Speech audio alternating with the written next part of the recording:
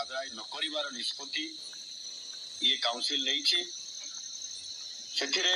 मध्यवित्त और निम्न मध्यवित्त परिवार संपूर्ण भाव में उपकृत हो पारिबे। ओडिशा पई गोटिए भल खबर जे जेतु ओडिशा रे ओडिशा को मुख्य राज्य केन्दुपत्र कारबार उपरे एथिरे केन्दुपत्र उपरे आपंकर ये जो 18% स्लाब रे थिला केन्दुपत्र ताहा 5% को ह्रास पाई। यह हवा द्वारा केन्दुपत्र तलाणीकर गोटे निश्चित भाव ये आनंदर विषय। यह द्वारा केन्दुपत्र बिक्री बढ़िबो, केन्दुपत्र तलाणीकर उपार्जन बढ़िबा सहित से उचित मूल्य पाई परिबे एवं राज्य रे अनेक केन्दुपत्र तलाड़ी जो माने अणसंगठित क्षेत्र में जो माने काम करुछंती सेमानकर जो केन्दुपत्र संग्रह करिकी तांको मार्केटिंग करैबा जो संस्था माने करुछंती सेमाने सठिक समय रे तांको पैसा भी पैठ करिवे एवं सेमानकर जो विभिन्न प्रकार मझे तांको पई घोषणा करा जाय तांको पई जो आनुषंगिक व्यवस्था सेमाने केन्दुपत्र तोड़िया पई जो जो व्यवस्था करिया कथा तांको चप्पल दिया जावा कथा अन्य सामग्री जो दिया जाए एवं किछि इनसेंटिव मध्य तांको दिया जाउछि सरकार घोषणा करथिले ताहा आहुरी सुविधा एवं सहज हे जाउछि। बड़ कथा हला कृषि विभाग रो कृषि उपकरण उपरे जो कि औषध सिंचनकारी यंत्र रोलर अमल काम लगुवा समस्त जंत्रपाति ट्रैक्टर एवं यार टायर सार ये समस्त उपरे जीएसटी ह्रास निमंते जो प्रस्ताव एवं कृषक मान आर्थिक बोझ को कमाइबा कृषि उत्पादन लगी निश्चित भाव में यह खर्च को कम करिवो। कृषि उत्पादन जी खर्च होता आम ओडिशा रे सब एटा बड़ आलोचना होता है कृषि तार उत्पादन क्षेत्र में अधिक खर्च करुँच लाभ पाउनी क्षति सोची बोली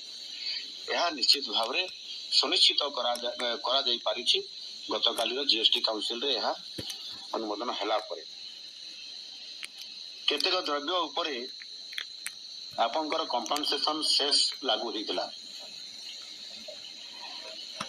जाकि आपनकर कोरोना समय रे जेतु आपनकर संपूर्ण भाव रे इतरे कारबार कमी गला एवं जेतिकी आमर रेवेन्यू आम पाइबा कथा कमी गला सेथिपाई ताकु भरणा करिया पाई कंपनसेशन जो सेस गोटे लागू होइतला 5 वर्ष पाई ताहा आसंता अक्टोबर 31 तारीख भितर ताहा बंद हो एटा होची आम ओडिशा पाई ये स्वागत योग्य पदक्षेप देश पाई मध्य किंतु ओडिशा पाई गोटे स्वतंत्रता अछि शेष बाबद को जेभଳି भाबरे जो एबे जो आउ जो अक्टोबर 31 पर्यंत जो शेष आदाय हेबो से जो अर्थ आसीबो सेथिरे सेटा केंद्र और राज्य भितरे ये बंटन हो जिवो एवं या परे विशेष करी आम ओडिशा कोयला क्षेत्र में आम अधिक लाभान्वित हो पारिबा सेतिपाई जेतिकी कंपनसेशन शेष रे जो चली जातला बंद होर पर आमर जो स्लाब रे मध्य आमर ये जो स्लाब रे 5% रे आम पाउथले ताहा 18% को एटा हेबा द्वारा इथिरे आम अधिक उपकृत हो पारिबा प्राय 3 गुण रु 4 गुण पर्यंत अधिक इथे आम पाई परिबा जोटा कि बहुत बड़ ओडिशा पई गोटे सुसंवाद। यह सहित आपंकर जो विशेष करी जो 4टा स्लाब थिला 4टा स्लाब रु आपंकर 12 एवं 18 ये आपंकर बंद 12 एवं 28 स्लाब 12 एवं 28 आपंकर बंद हो गला एवं दुईटी केवल रहिला 5% एवं 18%। 28% रे जो गुडी को थिला से गुडी को 18% को चली आसला एवं आपंकर 12% जो गुडी को थिला सेटा 5% को पळि आसला किछि 12% थिला से गुडी को 18 को चली गला एवं किछि 12% थिला से गुडी को 0 को पळि आसला। एभଳି हेबा द्वारा जो आम आदमी बा साधारण जनता जो माने मध्यवित्त परिवार लोक जो माने एथिरे ଅନେକ ସମୟରେ ଚିନ୍ତା ବ୍ୟକ୍ତ କରୁଥିଲେ, କହୁଥିଲେ ଯେ ଆମ ମଧ୍ୟମ ବର୍ଗ ମାନଙ୍କ ପାଇଁ କିଛି କରାଯାଉ ନାହିଁ। ଏଥିରେ ସମ୍ପୂର୍ଣ୍ଣ ଭାବରେ ମଧ୍ୟମ ବର୍ଗ ମାନଙ୍କର ପାଇଁ ସ୍ୱତନ୍ତ୍ରତା ଦିଆଯାଇଛି। ସେମାନେ କାର୍ ବି କିଣିପାରିବେ। ସେମାନେ ଯୋଉ ଟିଭି ଏବଂ ରେଫ୍ରିଜରେଟର ଅନ୍ୟାନ୍ୟ ଯୋଉ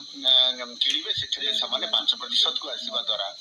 ଏବଂ ଯୋଉଗୁଡ଼ିକ 28% ଥିଲା ସେଗୁଡ଼ିକ 18%କୁ ଆସିବା ଦ୍ୱାରା ସେମାନେ ବ୍ୟାପକ ଭାବରେ ସେଥିରେ ଫାଇଦା ପାଇପାରିବେ।